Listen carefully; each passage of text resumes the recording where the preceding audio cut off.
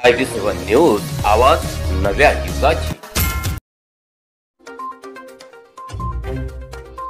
सरपंच महिला व पतीने दिली अवमानात्मक वागणूक। आंबेडकरी व्हॉइस मीडिया फोरमच्या पद्मा मोहोड यांच्यासोबत दादागिरी, जीवे मारण्याची धमकी। मंगरुळपीर तहसील कार्यालयातील कर्मचारी लिपिक अजय खिराडे यांना तात्काळ सरकारी सेवेतून बडतर्फ करण्यात यावे, नागरिकांची तहसीलदारांकडे मागणी। नवीन सोनखास आंबेडकर नगर येथे जोरदार झालेल्या पावसाने नागरिकांच्या घरात खूप पाणी शिरले होते। यामुळे मोठ्या प्रमाणात नुकसान झाले आहे। जीवनावश्यक वस्तू वाहून गेल्या, यामुळे त्रस्त होऊन नागरिकांनी जामगड ग्रामपंचायत मध्ये तक्रार केली होती।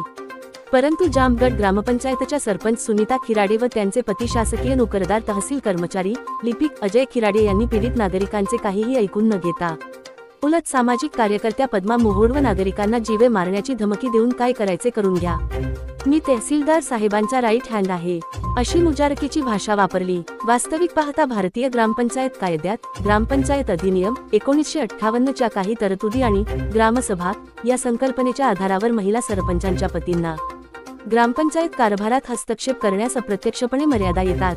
परंतु सदरील व्यक्ती हा कोणालाही न जुमानता ग्रामपंचायत मध्ये लुडबुड करून पत्नीचे अधिकार हिरावून घेत स्वतःलाच सरपंच समजतोय।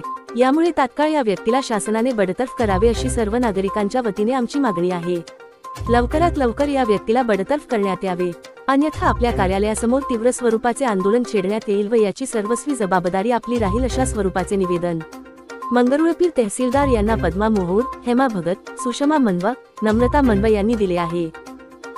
गेल्याच्या नंतर त्या फासे भारतीय समाजाच्या अधिकारासाठी आमच्या आंबेडकर चळवळीतल्या महिलेवर दादागिरीची भाषा करणे, तुम्हाला काय करायचे ते करून घ्या, अशा पद्धतीची भाषा वापरणे आणि तिला अपमानजनक करणे हे नियमबाह्य आहे।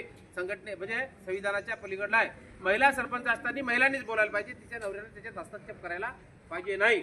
त्या महिलेला सांगते की तहसीलदार माझा राईट हँड आहे आणि तहसीलमध्ये मी कर्मचारी, माझं कोणीही वाकडं करू शकणार नाही, अशा पद्धतीचं ते स्टेटमेंट असताना लेखी स्वरूपात विविध संघटनेच्या महिलांनी सन्माननीय जिल्हाधिकारी कार्यालयाकडे आम्ही पाठपुरावा केला।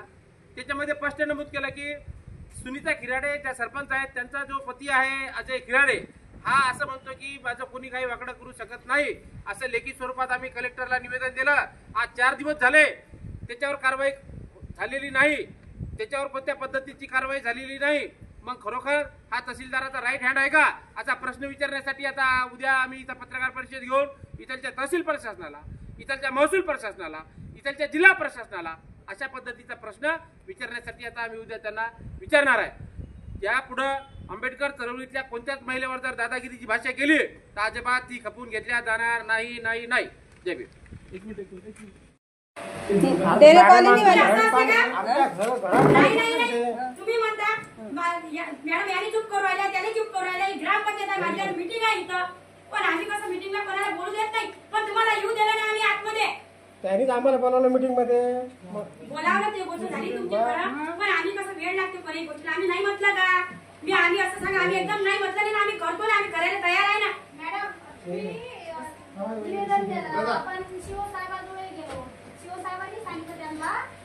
एवढा हायपर कशासाठी होता मॅडम, आमच्या जीवावर बितली म्हणून आम्ही म्हणून राहिलो। नाही एवढा हायपर कशासाठी होता, आमच्या जीवावर बितली म्हणून। तुमचं म्हणणं हे आहे का, 1 मिनिट वोट घ्यायच्या वेळेस तुम्ही सगळेजण आमच्यापर्यंत येताना आमचा बोलण्याचा अधिकार नाही, तुम्ही बोलला म्हणा की आम्ही तुम्हाला इथं आतमध्ये येऊ दिलं नाही, तुम्ही म्हणताय ना, तुम्ही म्हणताय ना की आम्ही तुम्हाला आतमध्ये येऊ दिला, म्हणजे माणूस या नात्यानं आम्हाला आमचे वोट तुम्हाला चालतात आणि इथं तुम्ही आतमध्ये बी एंट्री कसं काय म्हणू शकता मॅडम, तुम्ही रिस्पॉन्सिबल आहेत ना, सरपंच आहेत ना, तुम्ही आतमध्ये तुम्हाला आम्ही येऊ दिलं, काय चाललं इथे काय चाललं,